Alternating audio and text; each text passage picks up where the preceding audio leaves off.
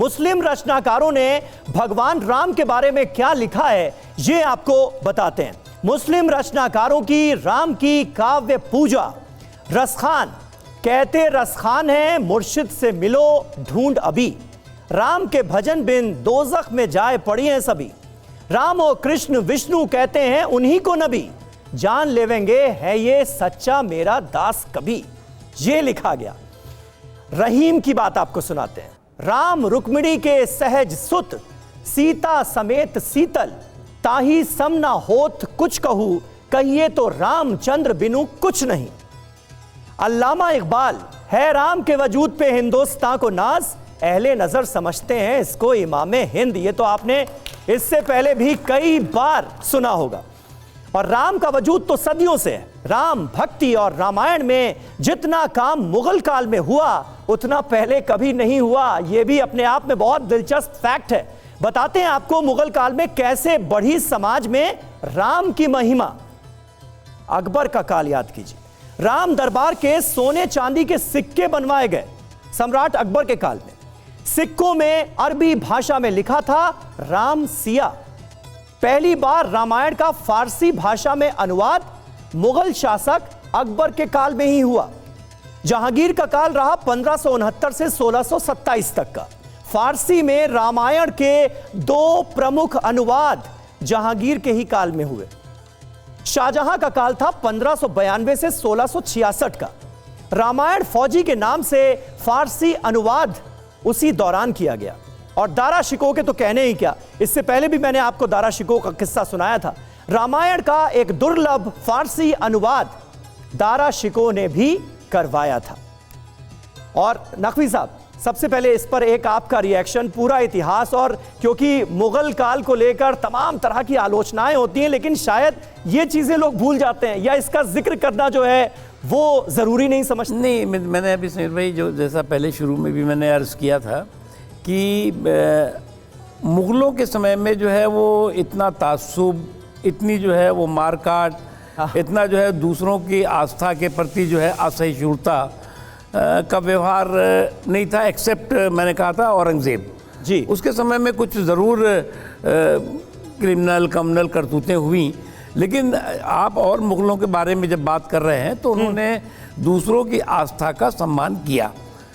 अंग्रेज़ों ने आने के बाद ज़रूर हमारे देश में कैसे वो देश के लोग बटें, कैसे देश के लोग कटें, ये इस पूरे की पूरी थ्योरी से काम किया और वो उसका नतीजा हमने बंटवारे के तौर से देखा। बिल्कुल बिल्कुल सही बात है। और इसीलिए बंटवारे की राजनीति होनी नहीं चाहिए, बंटवारे वाली विचारधारा से दूर रहना चाहिए। सफीना जी, आप कुछ सुनाने वाली थी, आपकी बात बीच में रह गई। जी, आपकी बात को मैं बात मिलाते हुए मैं एक नाम और पेश करना चाहती हूँ, मोहम्मद रफ़ी साहब का। आप आ जाइए, जरा आ जाइए मेरे साथ, आ जाइए जी। एक छोटी सी बात मैं कहना चाहती हूँ। मैं स्कूल में बहुत बार मैंने राम जी का रोल प्ले किया है और मेरे पास एक छोटी सी साइकिल हुआ करती थी, तो मैं सिर्फ ये गाना सुनती थी कि राम जी की निकली सवारी, राम जी की लीला है न्यारी। आज भी जब मैंने एक कविता लिखी तो मैंने चंदा आंटी का आशीर्वाद लिया और मैं सबके लिए, खासकर युवाओं के लिए ये कविता पढ़ना चाहती हूँ। मैं देख रहा हूँ आपने उर्दू में लिख रखी है कविता। जी बिल्कुल। जागो जागो राम बनो, इसका उन्वान है। जागो जागो राम बनो, ऐसा कोई नाम बनो, रावण का जो नाम मिटाए, राम का तुम नाम बनो, जालिम की आवाज़ दबाकर मजलूमों के राम बनो। जागो जागो राम बनो, ऐसा कोई नाम बनो, घर के फिर बंटवारे ना हो, घर के फिर बंटवारे ना हो, दशरथ पुत्र सा नाम बनो, अपनी पत्नी का साथ निभाकर तुम भी सिया के राम बनो। जागो जागो राम बनो, ऐसा कोई नाम बनो, जो इंद्रधनुष से ख्वाब सजाए, ऐसा तुम वरदान बनो। औरत का सम्मान बढ़ाकर रघुपति राघव राम बनो। जागो जागो राम बनो, ऐसा कोई नाम बनो, ईश्वर अल्लाह को एक जो समझे, ऐसे तुम इंसान बनो। ईश्वर अल्लाह को एक जो समझे, ऐसे तुम इंसान बनो। मजहब का तुम भेद मिटाकर राम का पैगाम बनो। जागो जागो राम बनो, ऐसा कोई नाम बनो। क्या बात है, जोरदार तालियां होनी चाहिए इस दशहरे पर, इतना खूबसूरत मैसेज। और आप भी कुछ सुनाना चाह रही थी, मैं आपके पास भी जल्दी से आ जाता हूँ, वक्त की थोड़ी कमी है जी। जी, मैंने कलयुग पे कुछ लिखा था कि कलयुग पर जी त्रेता युग से कलयुग का संबंध ही कुछ आज हुआ कि लंकापति भय सारे ना पुरुषोत्तम कोई राम हुआ। भ्राता ने भी अनुजों के पीठों पे खंजर भोंका है, संपत्ति के आगे किसने भाइयों को जाते रोका है। न शत्रुघ्न कोई बन पाया, न भरत की तरह पुकारा है कि सीता को भी यहाँ अब किसने लक्ष्मण के जैसे निहारा है। हाँ, प्रेम जाल में पड़े सभी प्रेमी प्रेमिका कहलाते हैं, पर कलयुग का है दौर यही, कहाँ राघव सीता बन पाते हैं। जब लखन भाई का हाथ पकड़ वनवास काटने आए थे कि उर्मिला से कोई पूछ सके 14 वर्ष कैसे बिताए थे। सोने की थी लंका पूरी, सोने का सर्व श्रृंगार था, जो कोई मोह ना काट सके राघव सीता का प्यार था। उस रामायण के रामायुग में हनुमान के जैसा भक्त मिला, विश्वास किया यहाँ जिसने हाँ घात उसे हर वक्त मिला। अब रावण के वर्णन को भी हम कुछ इस तरह दोहराएंगे कि त्रेता युग के रावण को कलयुग का राम बताएंगे।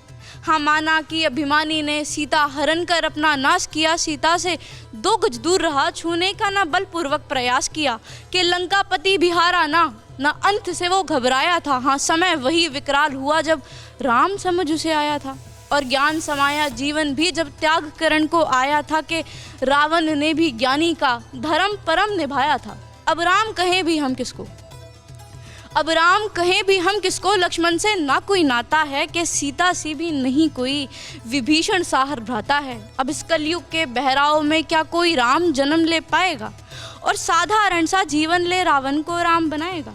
क्या बात है, क्या बात है। तो चलिए इसी मिल्लत, इसी भाईचारे और इसी सांप्रदायिक सौहार्द के बड़े मैसेज के साथ TV9 भारतवर्ष के इस बेहद खास शो का अंत करते हैं, और तमाम बुराइयों पर तीर चलाने की आज हमने इस दशहरे पर कोशिश की है। उम्मीद ये की जा सकती है कि ये मैसेज दूर तलक जाएगा, ये बात दूर तलक जाएगी। आप सभी का बहुत बहुत शुक्रिया हमारे साथ जुड़ने के लिए, इस बेहद खास कार्यक्रम का हिस्सा बनने के लिए। नकवी साहब, आपका भी बहुत बहुत शुक्रिया।